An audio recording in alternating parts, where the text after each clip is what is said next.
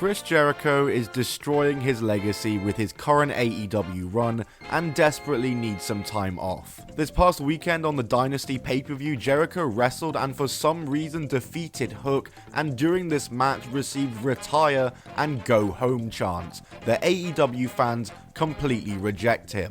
But how did it get this way? Jericho was having a great run when he first got to AEW. Well, other than controversies outside of the ring, he has many problems with his on-screen character, which have led to all of this today, and I'm going to explain the 3 feuds, since I'm top 3 wrestling, that Chris Jericho had in AEW that I think caused this shift in reaction. So like the video and let's talk about it. Let's talk about AEW's Chris Jericho problem.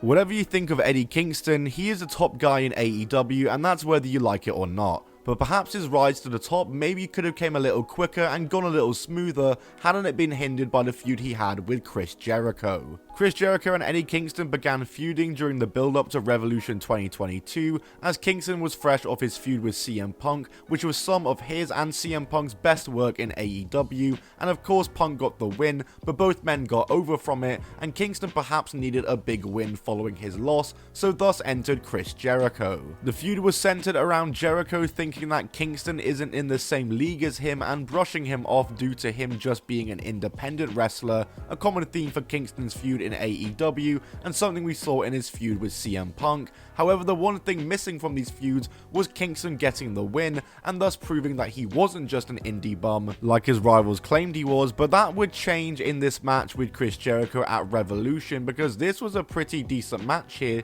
where Eddie Kingston picked up the victory. It was probably Kingston's biggest win in AEW so far, and after that it should have been left at just that. Kingston going over and him and Jericho going on their merry jolly separate ways. But no, AEW sometimes has an issue where they just don't know when to end a feud, and this feud is a great example of that. As despite Eddie Kingston going over clean, the two would continue feuding, with eventually the Blackpool Combat Club getting involved, and Kingston would kind of get pushed to the side in the story as it eventually just kind of turned into the Blackpool Combat Club versus the Jericho Appreciation Society, with, like I said, Kingston just being a side character, and this feud would continue all the way until July, and whilst there was some good stuff in this feud like Anarchy in the Arena and Blood and Guts, the feud just wouldn't end. Even after a decisive victory for Kingston and the Blackpool Combat Club at Blood and Guts, it just wouldn't end. That was until July of that year, where Kingston and Jericho would meet one-on-one once again, this time in a barbed wire death match on Dynamite, which for some reason Chris Jericho won. And that's literally the last time Kingston and Jericho have met each other in a match in AEW. Not even in a multi-man have they met again, and the JAS and BCC will continue on feuding as Kingston kinda got nothing out of this entire 7-month ordeal. And obviously Kingston is in a much better spot now in 2024, fresh of just losing the AEW Continental Championship, but that is no thanks to Chris Jericho.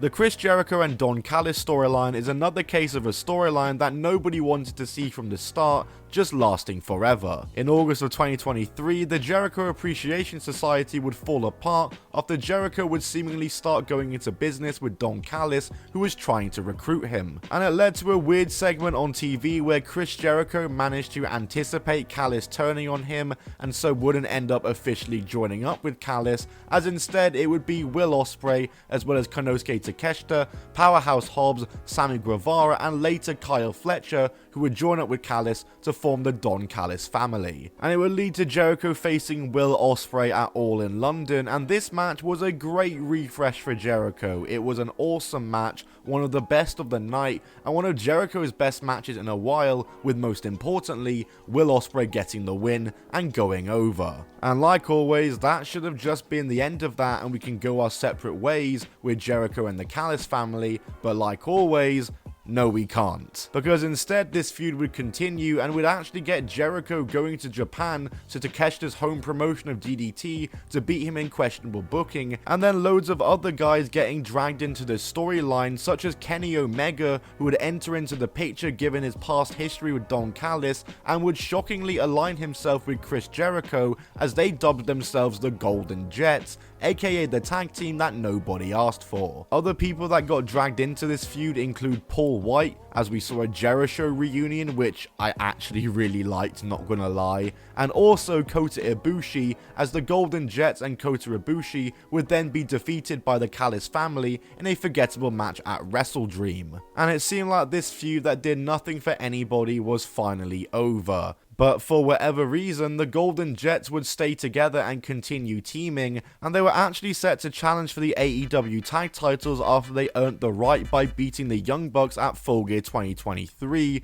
but unfortunately Kenny Omega would be forced to take time off due to diverticulitis, and the Golden Jets abruptly ended. And so what happened next? Oh well, they of course reignited the Jericho vs Callis family feud by reuniting Jericho and Guevara for the 9 millionth time. Jericho and Guevara would then feud with the Callis family as a team, before finally Jericho was defeated by Takeshita on the February 7th Dynamite, finally ending this feud after about 6 to 7 months, and with nobody really being elevated at the end of it.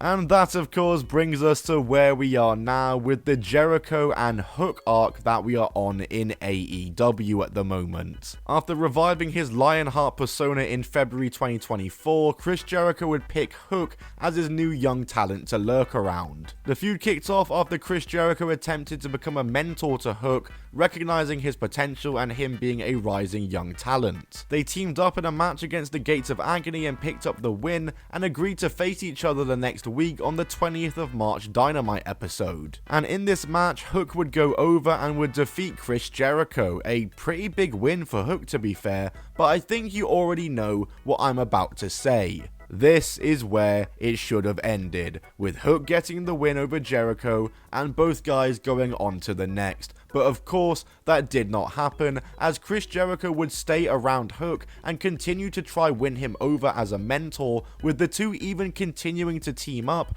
and being given the name Lion Hook and merchandise. But problems the two started to arise after Lion Hook and Shibata were defeated by Shane Taylor Promotions after Hook and Chris Jericho started getting into it with each other at ringside. Combine that with Hook's continued rejection of his mentorship and a trip to the US trademark office to trademark the learning tree, we probably knew what was about to come, as Chris Jericho would turn on Hook and a rematch was set for the two at Dynasty for the FTW title under FTW rules. And for whatever reason, Chris Jericho won this match. The feud should have been ended after Hook won a month ago, but nope. Instead, we got Jericho beating him for the FTW title, and now seemingly forming another stable with this learning tree thing with Big Bill involved. Like, did beating Hook really need to be the catalyst for all of this? Did the Jericho stable really need going over Hook to launch it all? Like, surely there's another reason to start a stable than a feud with Hook. I mean, surely Hook winning against Jericho gives him more of a reason to start a stable. Doing all this at the expense of Hook was dumb. Like I said, Jericho can have his stable if that's where this is going, but why damage Hook in the process? I'm sure we could see Hook return soon and get one back on Jericho to finish the story and maybe win the title back, but even that just renders the entire program pointless, and a waste of time in what could be Hook's final year in AEW if rumors about him considering his options when his contract expires are to be believed.